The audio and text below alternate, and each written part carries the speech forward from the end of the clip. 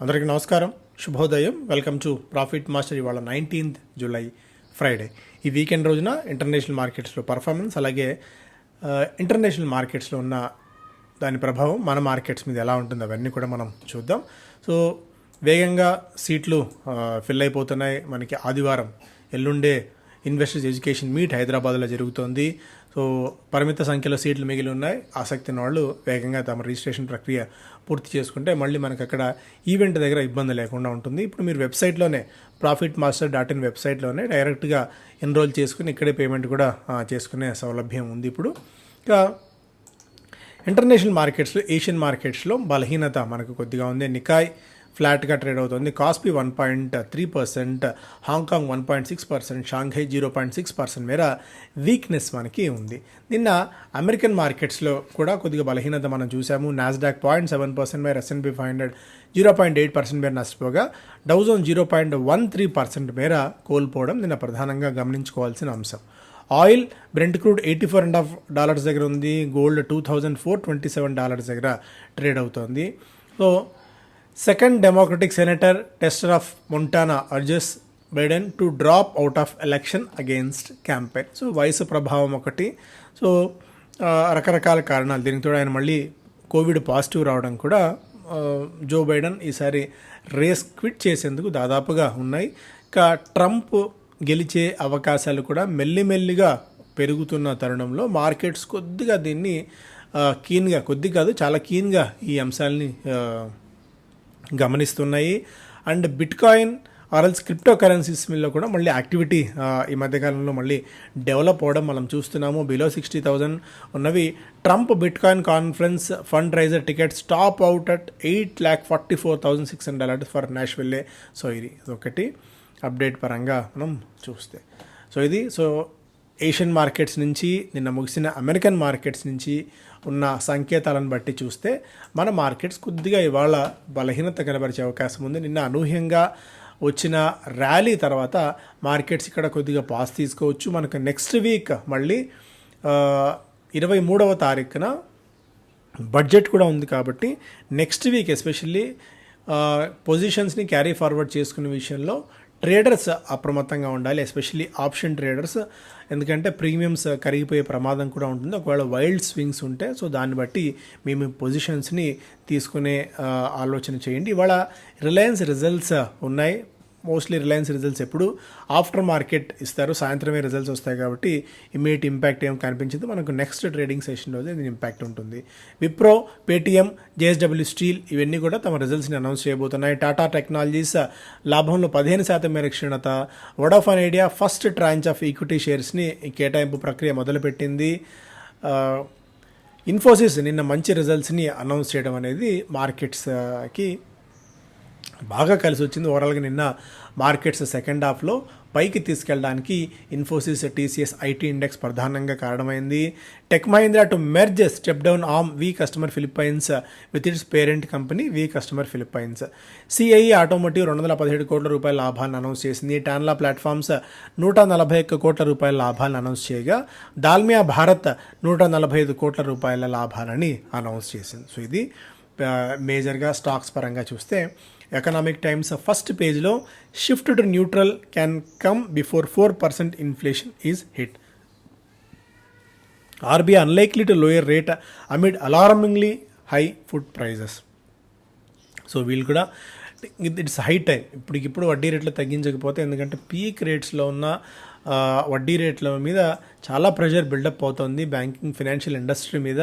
So inflation base చేసుకొని, inflation ఒక్కటే ఆధారంగా పెట్టుకుని వడ్డీ రేట్ల తగ్గించకుండా ఉంటే ఇండస్ట్రీస్, ఎస్పెషల్లీ బిజినెస్లు చాలా ఎఫెక్ట్ అవుతున్నాయి. కొంతమంది ఇండస్ట్రీ పెద్దలతో మాట్లాడుతున్నప్పుడు ఎప్పుడెప్పుడా దే ఆర్ ఈగర్లీ వెయిటింగ్ ఈ వడ్డీ రేట్ల తగ్గింపుకు సంబంధించి.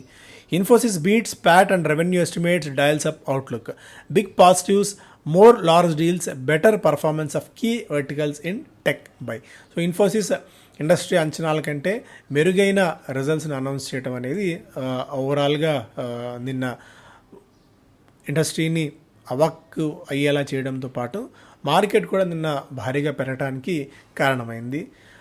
WazirX losses $230 million plus cyber attack. So Indian ఎక్స్చేంజ్లో ఉన్న వజీరెక్స్ మీద సైబర్ నేరగాళ్ళు, సైబర్ హ్యాకర్స్ దాడి చేసి $230 million సంపదని కాజేశారు.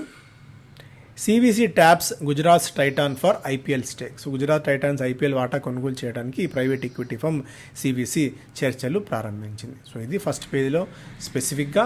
Indices hit new highs, Sensex closes above 81,000 for the first time. Justdial నిన్న అనూహ్యంగా 20% మేర లాభపడింది. Tata tele 20%, India cements, IDBI Endurance technologies అని లాభపడిన స్టాక్స్లో ఉంటే, నిన్న ప్రధానంగా మనం గమనించాల్సిన అంశం ఒకటి, మిడ్ అండ్ స్మాల్ క్యాప్స్లో గట్టి సెల్లింగ్ వచ్చింది. Like Zee entertainment, 8.5, Trent, UTI AMC, HAL, CG power ఇవన్నీ కూడా నిన్న భారీగా నష్టపోయిన స్టాక్స్ జాబితాలో మనకున్నాయి.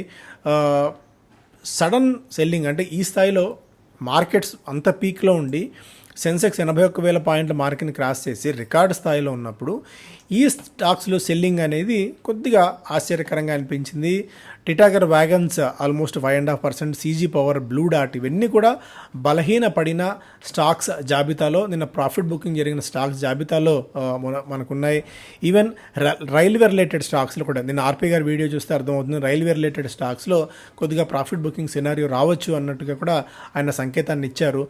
ఆర్వీఎన్ఎల్ ఆల్మోస్ట్ 5.5%, రైల్టెల్ 5.5% మీద నష్టపోగా, డిక్సన్ టెక్నాలజీస్ కానీ, టిటాగర్ వ్యాగన్స్ కానీ, Finolex cables, Apar industries, KE industries, engineers India, data patterns, Cochin shipyard, NHPC, ABB, Mazagon dock, BEL, Nalco, NCC, Amber, BHEL ఇవన్నీ కూడా 3.5-4% మేర నష్టపోయాయి. సో ఇది ఎక్కడి వరకు దారితీస్తోంది ఏంటన్నది కూడా మనం గమనిస్తూ ఉండాలి. Even 52 week high stocks hit చేస్తున్నప్పటికీ కూడా వీక్నెస్ మనకి కనిపిస్తుంది. మిడ్ అండ్ స్మాల్ క్యాప్స్లో ఇదే వీక్నెస్ కనుక కొనసాగితే కొద్దిగా ఆలోచించాలి. ఎన్ఎల్సీ ఇండియా నిన్న 5.5%, బిఎల్ఎస్ ఇంటర్నేషనల్ ఆల్మోస్ట్ మనకి 3% మేర, ఈజీ ట్రిప్, హింద్ కాపర్ ఇవన్నీ కూడా ఓన్లీ సెల్లర్స్ జాబితాలో మనకు కనిపించాయి. కాబట్టి కొద్దిగా మిడ్ అండ్ స్మాల్ క్యాప్స్ పట్ల అప్రమత్తంగా ఉండండి అని చెప్పి పదే చెప్పే ప్రయత్నం మనం చేస్తున్నాం. And tech stocks rally drives markets to fresh high, Nifty a whisker away from 25,000, IT index surges 2.2%. నిన్న ఎల్ఎన్టీ మైంట్రీ, టీసీఎస్ లాభపడ్డాయి నిఫ్టీ 50 గెయినర్స్లో. అండ్ ప్రభుదాస్ లీలాధర్ 26,398కి తన టార్గెట్ ప్రైస్ని 12-month ఫార్వర్డ్ టార్గెట్ని సవరించింది. Discretionary spend pickup key for Infosys too. Company expects average 1.5 to 1.6% sequential growth in next 3 quarters, says H1 usually better. So అది ఇన్ఫోసిస్ సంబంధించిన అప్డేట్. కరూర్ వైశ్య బ్యాంక్ లాభాల్లో 28% మేర వృద్ధి నమోదైంది. Central bank of India profit 880 కోట్ల రూపాయలుగా నమోదైంది. గతంతో పోలిస్తే రెట్టింపు అవడం మనం చూడవచ్చు. సౌత్ ఇండియన్ బ్యాంక్ ప్రాఫిట్ 45% మేర పెరిగింది. Hot market prompts InCred to shut multi cap AIF return money. ఇక్కడ ఆల్టర్నేటివ్ ఇన్వెస్ట్మెంట్ ఫండ్ని ఇన్క్రెడ్ మల్టీ క్యాప్ దీన్ని షట్ చేయాల్సి వచ్చింది. ఎందుకంటే మార్కెట్స్ బాగా పెరుగుతున్న తరుణంలో, స్టాక్స్ విపరీతంగా పెరిగిన తరుణంలో సో కొద్దిగా భయం లాంటి వాతావరణం కనిపించి వాళ్ళకి 80 కోట్ల రూపాయలని వాళ్ళు ప్రాఫిట్ బుక్ చేసుకొని డబ్బులు వెనక్కి ఇచ్చేసిన పరిస్థితి మనం చూస్తున్నాం. ఇలాంటి సినారియో మిగిలిన ఫండ్స్లో కూడా రాకూడదని మనం అనుకోవాలి. జేఎస్డబ్ల్యూ ఇన్ఫ్రా ప్రాఫిట్స్ 8.5% మేర క్షీణించి 295 కోట్ల రూపాయలుగా నమోదైంది. ఇండియన్ ఆయిల్ క్యాపెక్స్ మొదటి క్వార్టర్లో 8,500, ఇండియన్ ఆయిల్ ఓఎన్జీసీ 8,000 కోట్ల రూపాయల మేర పెట్టుబడులు పెట్టబోతున్నాయి విస్తరణ కోసం. హ్యావెల్స్ ఇండియా ప్రాఫిట్స్ 43% మేర పెరిగాయి. Construction gear sales stay flat on muted demand. ఇక్కడ కన్స్ట్రక్షన్ ఎక్విప్మెంట్స్ లైక్ ఇన్ఫ్రాస్ట్రక్చర్ పెరుగుతున్నప్పుడల్లా మనకి కన్స్ట్రక్షన్ ఎక్విప్మెంట్స్ కూడా ప్రధానంగా పెరుగుతూ వస్తాయి. So Indian construction equipment manufacturers association ICEMA ఇచ్చిన డేటా ప్రకారం చూస్తే దాదాపు 24,000 యూనిట్లు ఈ క్వార్టర్లో సేల్ అయ్యాయి.